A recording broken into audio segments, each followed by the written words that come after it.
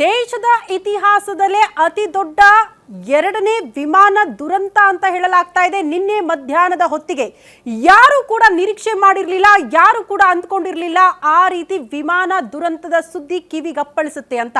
ಮಧ್ಯಾಹ್ನ 2 ಗಂಟೆ ಸಮಯ, ಬಹುತೇಕ ಜನ ಊಟ ಮಾಡ್ತಾ ಇದ್ರು, ಆರಾಮಾಗಿದ್ರು. ಆ ಹೊತ್ತಲ್ಲೇ ವಿಮಾನ ದುರಂತದ ಸುದ್ದಿ ಒಂದು ಕೇಳೋದಕ್ಕೆ ಸಿಕ್ತು. ಅದು ಕೂಡ ಅಂತಿಂತ ಸುದ್ದಿ ಆಗಿರಲಿಲ್ಲ, ಬದಲಾಗಿ 241 ಜನ ಪ್ರಯಾಣಿಕರು ಮೃತಪಟ್ಟಿದ್ದಾರೆ ವಿಮಾನದಲ್ಲಿದ್ದವರು ಅಂತ ಆ ಸುದ್ದಿ ಇತ್ತಲ್ಲ, ಅದನ್ನ ಅರಗಿಸ್ಕೊಳ್ಳೋಕೆ ಬಹುತೇಕರಿಗಾಗಲಿಲ್ಲ. ಅಹಮದಾಬಾದ್ನಲ್ಲಿ ವಿಮಾನ ದುರಂತ ಕೇಸ್ಗೆ ಸಂಬಂಧಪಟ್ಟಂತೆ ಅಹಮದಾಬಾದ್ಗೆ ಈಗ ಪ್ರಧಾನಿ ನರೇಂದ್ರ ಮೋದಿ ಅವರ ಆಗಮನವಾಗಿದೆ. ಕೆಲವೇ ಕ್ಷಣಗಳಲ್ಲಿ ದುರಂತ ಸ್ಥಳಕ್ಕೆ ಪ್ರಧಾನಿ ನರೇಂದ್ರ ಮೋದಿಯವರು ಭೇಟಿ ಕೊಡಲಿದ್ದಾರೆ. ದುರಂತದ ಸಂಪೂರ್ಣ ಮಾಹಿತಿಯನ್ನ ಪ್ರಧಾನಿ ನರೇಂದ್ರ ಮೋದಿಯವರು ಪಡೆದುಕೊಳ್ಳಲಿದ್ದಾರೆ. ಅಲ್ಲದೆ ಆಸ್ಪತ್ರೆಗೆ ತೆರಳಿ ಗಾಯಾಳುಗಳ ಆರೋಗ್ಯವನ್ನ ಕೂಡ ವಿಚಾರಿಸಲಿದ್ದಾರೆ. ಅಹಮದಾಬಾದ್ನಲ್ಲಿ ವಿಮಾನ ದುರಂತ ದೇಶದ ಇತಿಹಾಸದಲ್ಲಿ ಕಂಡು ಕೇಳರಿಯದ ಎರಡನೇ ಅತಿ ದೊಡ್ಡ ವಿಮಾನ ದುರಂತ. ಮೋಸ್ಟ್ಲಿ ದೇಶದ ಜನಮಾನಸದಲ್ಲಿ ಯಾವತ್ತೂ ಕೂಡ ಮರೆಯೋದಕ್ಕೆ ಸಾಧ್ಯ ಆಗದೆ ಇರುವಂತಹ ಅತ್ಯಂತ ದೊಡ್ಡ ದುರಂತ ಅಂದ್ರೂ ಕೂಡ ತಪ್ಪಾಗ್ಲಿಕ್ಕಿಲ್ಲ. ಕಾರಣ ಜಸ್ಟ್ 241 ಜನ ಅಲ್ಲ, ಬದಲಾಗಿ 265 ಜನರನ್ನ ಬಲಿ ಪಡೆದುಕೊಂಡಂತಹ ದುರಂತ ಇದೆ. ಈ ದುರಂತ ಸ್ಥಳಕ್ಕೆ ಈಗ ಪ್ರಧಾನಿ ನರೇಂದ್ರ ಮೋದಿ ಅವರ ಆಗಮನ ಕೆಲವೇ ಕ್ಷಣಗಳಲ್ಲಿ ಪ್ರಧಾನಿ ನರೇಂದ್ರ ಮೋದಿ ಅವರು ಸ್ಥಳಕ್ಕೆ ಭೇಟಿ ಕೊಡ್ತಾರೆ, ಪರಿಸ್ಥಿತಿಯನ್ನ ಅವಲೋಕನ ಮಾಡ್ತಾರೆ, ಪರಿಸ್ಥಿತಿಯ ಬಗ್ಗೆ ಮಾಹಿತಿಯನ್ನ ಕೂಡ ಪಡೆದುಕೊಳ್ಳಲಿದ್ದಾರೆ ಅನ್ನೋದರ ಡೀಟೇಲ್ ಸದ್ಯ ಸಿಗ್ತಾ ಇದೆ. ಎಕ್ಸಾಕ್ಟ್ಲಿ ಪ್ರಧಾನಿ ನರೇಂದ್ರ ಮೋದಿ ಅವರ ಆಗಮನ ಆಗಿರೋದು ಇನ್ನೇನು ಕೆಲವೇ ಕ್ಷಣಗಳಲ್ಲಿ. ಈ ಗುಜರಾತ್ನ ಅಹಮದಾಬಾದ್ನ ಬಿಕೆ ಹಾಸ್ಟೆಲ್ ಬಳಿ ವಿಮಾನ ಪತನ ಆಯ್ತಲ್ಲ, ದುರಂತ ಆಯ್ತಲ್ಲ, ಆ ಸ್ಥಳಕ್ಕೆ ಕೆಲ ಕ್ಷಣಗಳಲ್ಲೇ ಪ್ರಧಾನಿ ನರೇಂದ್ರ ಮೋದಿ ಅವರು ಭೇಟಿ ಕೊಡಲಿದ್ದಾರೆ.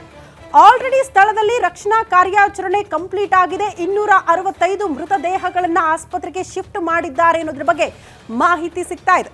ಸೊ ಈಗ ಘಟನಾ ಸ್ಥಳಕ್ಕೆ ಪ್ರಧಾನಿ ನರೇಂದ್ರ ಮೋದಿ ಅವರು ಭೇಟಿ ಕೊಡಲಿದ್ದು ಮಾಹಿತಿಯನ್ನ ಪಡ್ಕೊಳ್ತಾರೆ. ಎಕ್ಸಾಕ್ಟ್ಲಿ ಹೇಗಾಯ್ತು, ಎಷ್ಟೊತ್ತಿಗಾಯ್ತು, ಈ ದುರಂತಕ್ಕೆ ಕಾರಣ ಏನು, ಒಂದಷ್ಟು ಪ್ರಾಥಮಿಕ ಮಾಹಿತಿನ ಅಧಿಕಾರಿಗಳು ಪ್ರಧಾನಿ ನರೇಂದ್ರ ಮೋದಿ ಅವರಿಗೆ ಕೊಡ್ತಾ ಹೋಗ್ತಾರೆ. ಆ ಬಳಿಕ ಈ ವಿಮಾನ ದುರಂತ ಆದ ಸ್ಥಳದಲ್ಲಿ ಇದ್ದವರು ಕೆಲವರು ಗಂಭೀರವಾಗಿ ಗಾಯಗೊಂಡಿದ್ದಾರೆ. ಅದರಲ್ಲಿ ಬಿಕೆ ಹಾಸ್ಟೆಲ್ನ ವಿದ್ಯಾರ್ಥಿಗಳು ಸೇರಿದಂತೆ.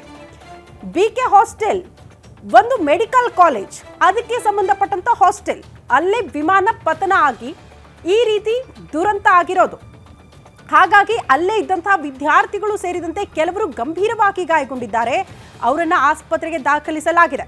ಅವರನ್ನ ಕೂಡ ಪ್ರಧಾನಿ ನರೇಂದ್ರ ಮೋದಿ ಅವರು ಭೇಟಿಯಾಗಿ ಆರೋಗ್ಯವನ್ನ ಕೂಡ ವಿಚಾರಿಸಲಿದ್ದಾರೆ ಕೆಲವೇ ಕ್ಷಣಗಳಲ್ಲಿ ಅನ್ನೋದ್ರ ಡೀಟೇಲ್ ಸದ್ಯ ಸಿಗ್ತಾ ಇದೆ.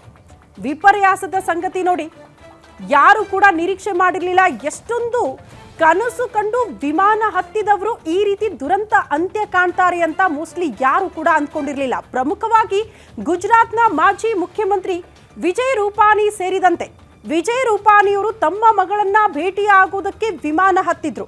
ಬಟ್ ಅವರು ಕೂಡ ಈ ರೀತಿ ದುರಂತ ಅಂತ್ಯ ಕಾಣ್ತಾರೆ ಅಂತ ಮೋಸ್ಟ್ಲಿ ಯಾರು ಕೂಡ ಅಂದ್ಕೊಂಡಿರಲಿಲ್ಲ. ಅದರಲ್ಲಿ ಎಷ್ಟೋ ಜನ ಕನಸು ಕಂಡು ಲಂಡನ್ಗೆ ಪ್ರಯಾಣ ಬೆಳೆಸಿದವರು, ವಿಮಾನದಲ್ಲಿ ಇದ್ದವರು, ಒಂದೊಂದೇ ಕಣ್ಣೀರಿನ ಕಥೆಗಳು ಈಗ ತೆರೆದುಕೊಳ್ತಾ ಇದೆ. ಯಾರ್ಯಾರು ಯಾವ್ಯಾವ ಕಾರಣಕ್ಕೆ ಪ್ರಯಾಣ ಬೆಳೆಸಿದ್ರು, ಏನೆಲ್ಲ ಕನಸುಗಳನ್ನ ಹೊತ್ತು ವಿಮಾನ ಏರಿದ್ರು, ಯಾವ ರೀತಿ ವಿಮಾನ ದುರಂತ ಸಂಭವಿಸಿತು, ಇಂಥ ವಿಚಾರಗಳು ಈಗ ಒಂದೊಂದಾಗಿ ತೆರೆದುಕೊಳ್ತಾ ಇದೆ ದೇಶದ ಮುಂದೆ, ದೇಶದ ಜನರ ಮುಂದೆ. ಬಟ್ ಇಷ್ಟೊತ್ತಿಗೆ ಈಗ ಆಲ್ರೆಡಿ ಪ್ರಧಾನಿ ನರೇಂದ್ರ ಮೋದಿ ಅವರು ಕೂಡ ಅಲ್ಲಿಗೆ ಭೇಟಿ ಕೊಟ್ಟಿರೋದು, ಅಂದರೆ ಕೆಲ ಕ್ಷಣಗಳಲ್ಲಿ ದುರಂತ ಸ್ಥಳಕ್ಕೆ ಬರ್ತಾರೆ. ಆಲ್ರೆಡಿ ಗುಜರಾತ್ಗೆ ಅವರ ಆಗಮನ ಆಗಿದೆ. ಈಗ ಅಹಮದಾಬಾದ್ನ ಬಿಕೆ ಹಾಸ್ಟೆಲ್, ಆ ದುರಂತ ಸಂಭವಿಸಿರುವ ಸ್ಥಳಕ್ಕೆ ಕೆಲ ಕ್ಷಣಗಳಲ್ಲೇ ಪ್ರಧಾನಿ ನರೇಂದ್ರ ಮೋದಿ ಅವರು ಭೇಟಿ ಕೊಡ್ತಾರೆ. ಬಟ್ ಅದಕ್ಕೂ ಮುನ್ನ ಆಸ್ಪತ್ರೆಗೆ ಹೋಗ್ತಾರಾ ಅಥವಾ ದುರಂತದ ಬಗ್ಗೆ ಮಾಹಿತಿ ಪಡ್ಕೊಂಡು ನೇರವಾಗಿ ಆಸ್ಪತ್ರೆಗೆ ಹೋಗ್ತಾರಾ, ಇನ್ನಷ್ಟೇ ಆ ಬಗ್ಗೆ ಮಾಹಿತಿ ಸಿಗಬೇಕು. ಬಟ್ ಕೆಲ ಕ್ಷಣಗಳು ಮಾತ್ರ ಪ್ರಧಾನಿ ನರೇಂದ್ರ ಮೋದಿ ಅವರ ಆಗಮನಕ್ಕೆ ದುರಂತ ಸ್ಥಳಕ್ಕೆ. ವಿಮಾನ ದುರಂತಕ್ಕೆ ಸಂಬಂಧಪಟ್ಟಂತೆ ಹಲವು ಪ್ರಶ್ನೆಗಳು, ಹಲವು ಅನುಮಾನಗಳು ಈ ಕ್ಷಣಕ್ಕೂ ಕೂಡ ಕಾಡ್ತಾ ಇದೆ. ಹೇಗಾಯ್ತು, ಯಾಕಾಯ್ತು, ಏನ್ ಕಾರಣ ಇರಬಹುದು ಅಂತ. ಇಂಜಿನ್ ನಲ್ಲಿ ಕಾಣಿಸ್ಕೊಂಡಿರುವಂತಹ ತಾಂತ್ರಿಕ ದೋಷ ಅಂತ ಒಂದ್ ಕಡೆ ಆದ್ರೆ, ನಾನು ಬೆಳಗ್ಗೆಯಿಂದಲೂ ಕೂಡ ಹೇಳ್ತಾ ಇದ್ದೆ, ಅದೇ ಗುಜರಾತ್ನ ಅಹಮದಾಬಾದ್ನ ಅಂತಾರಾಷ್ಟ್ರೀಯ ಏರ್ಪೋರ್ಟ್ ಏನಿದೆ, ಆ ಏರ್ಪೋರ್ಟ್ನ ಸುತ್ತಲೂ ಇರುವಂತಹ ಪರಿಸ್ಥಿತಿಯ ಬಗ್ಗೆ ಹಲವು ಅಲ್ಲಿ ಕೆಲಸ ಮಾಡಿದಂತಹ ಪೈಲಟ್ಗಳು ಕೂಡ ಅಲ್ಲಿನ ವಾಸ್ತವ ಪರಿಸ್ಥಿತಿಯನ್ನ ತೆರೆದಿಡ್ತಿದ್ದಾರೆ.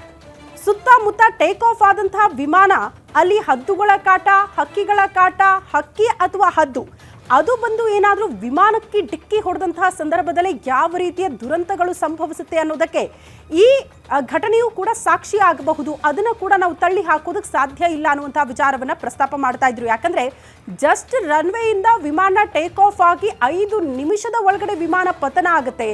600 ಅಡಿಯಷ್ಟು ಎತ್ತರಕ್ಕೆ ವಿಮಾನ ಹಾರಿರಲಿಲ್ಲ, ಬದಲಾಗಿ ಅಷ್ಟೊತ್ತಿಗೆ ವಿಮಾನ ದುರಂತ ಅಂತ್ಯ ಕಾಣುತ್ತೆ ಅಂದ್ರೆ ಎಕ್ಸಾಕ್ಟ್ಲಿ ಕಾರಣ ಏನಿರಬಹುದು? ಸಹಜವಾಗಿ ಈ ವಿಚಾರಕ್ಕೆ ಸಂಬಂಧಪಟ್ಟಂತೆ ಒಂದಷ್ಟು ಪ್ರಶ್ನೆಗಳಂತೂ ಎಲ್ಲರನ್ನೂ ಕೂಡ ಕಾಡ್ತಾ ಇದೆ. ಇಂಜಿನಲ್ಲಿ ತಾಂತ್ರಿಕ ದೋಷ, ಮತ್ತೊಂದು ಎಮರ್ಜೆನ್ಸಿ ಇಂಜಿನ್ ಕೂಡ ಇರುತ್ತಂತೆ, ಅದನ್ನ ಉಪಯೋಗಿಸ್ಕೊಳ್ಳೋದಕ್ಕೆ, ಬಟ್ ಅದು ಕೂಡ ಸಾಧ್ಯ ಆಗಿಲ್ಲ ಪೈಲಟ್ಗೆ ಅಂತ.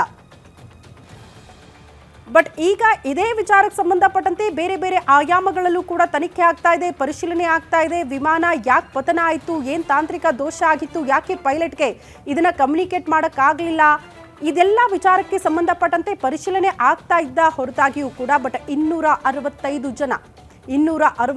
ಜನ ಈ ರೀತಿ ದುರಂತ ಅಂತ್ಯ ಕಂಡಿರೋದು ದೇಶದ ಇತಿಹಾಸದಲ್ಲಿ ಯಾರು ಕೂಡ ಮರೆಯೋದಕ್ಕೆ ಸಾಧ್ಯ ಇಲ್ಲ.